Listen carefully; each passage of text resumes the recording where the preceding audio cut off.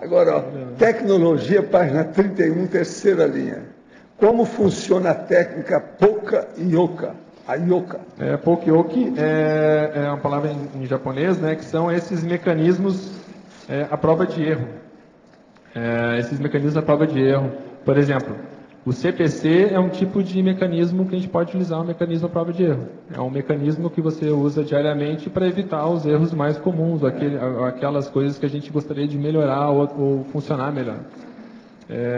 Então, para identificar onde que você vai inserir esses mecanismos, aí entra aquele estudo detalhado do erro, né, ou dos acertos, né, mas profundamente.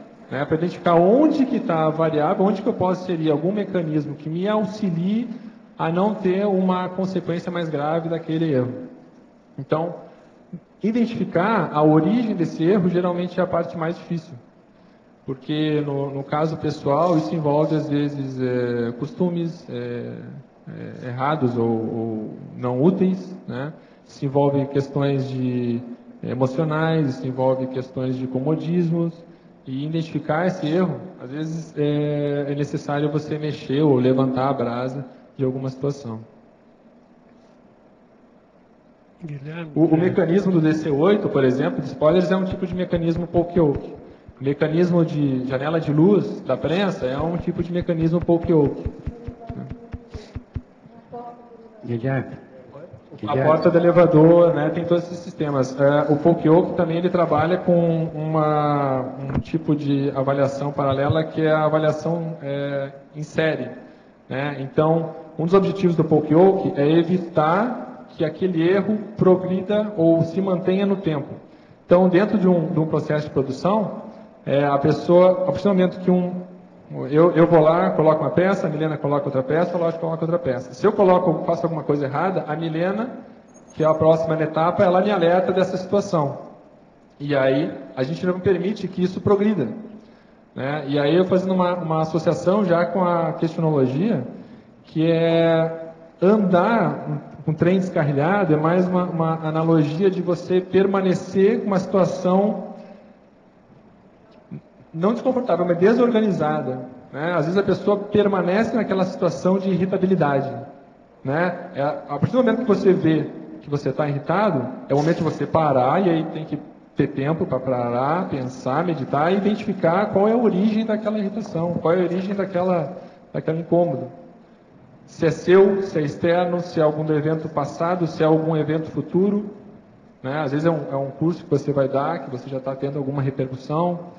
Às vezes é alguma coisa externa, às vezes é uma coisa interna. Então, saber identificar isso evita que você mantenha isso, porque daí que você começa a ter as falhas múltiplas, né?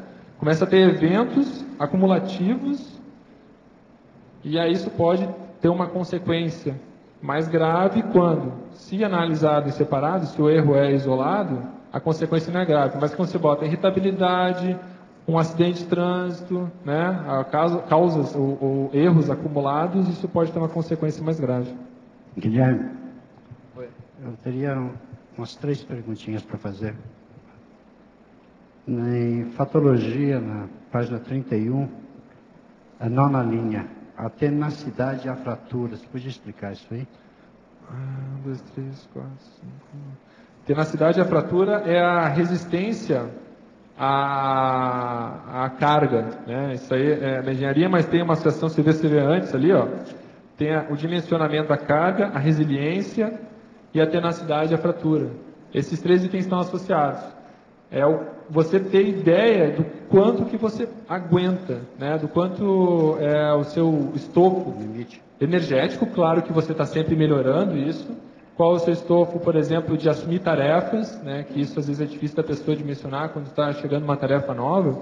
Ela saber dimensionar essa tarefa, esse desafio novo, quanto de carga de trabalho ele vai ser necessário de tempo, vai ser necessário destinar para essa atividade. Então, saber dimensionar isso, ou se eu não sei dimensionar, é uma coisa muito nova, eu reservar não é gordurinha, é um coeficiente de um extra, né? Um tempo extra, mais tempo do que você, uma folga, né? para essas adversidades ou atividades extras que, a princípio, se é uma atividade nova, você não está habituado ou não contabilizou dentro do dimensionamento da carga de trabalho que aquela atividade vai te dando. Agora, em efeitologia, na segunda linha, como é que o efeito Hooke entra na... O efeito Hooke está exatamente associado a essa parte de dimensionamento da carga. Você dimensiona a carga, né? E você, dentro do possível, você está sempre tentando aumentar a sua capacidade assistencial, seu escopo energético, né? Sua capacidade de assédio.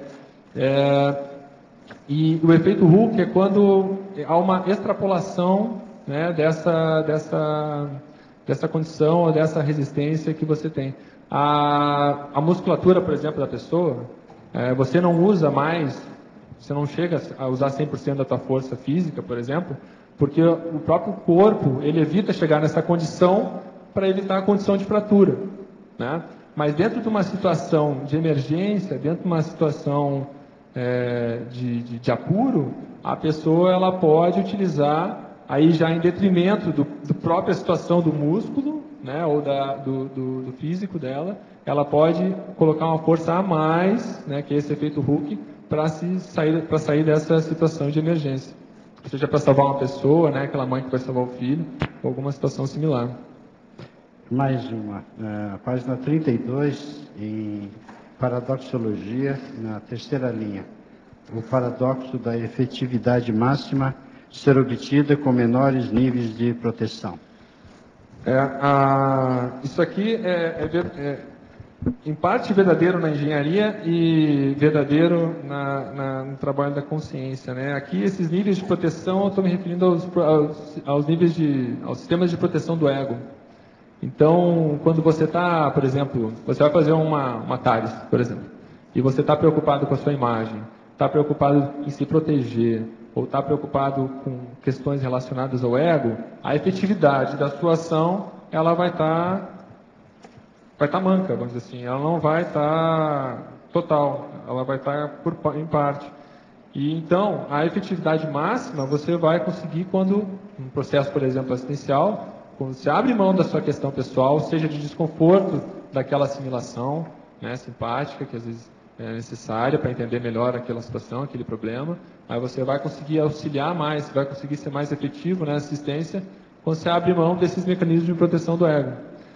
Em parte, na engenharia, isso também existe. Dependendo do sistema, é preferível ter sistemas com confiabilidade menor, mas uma mantenabilidade maior, também chega próximo a essa situação.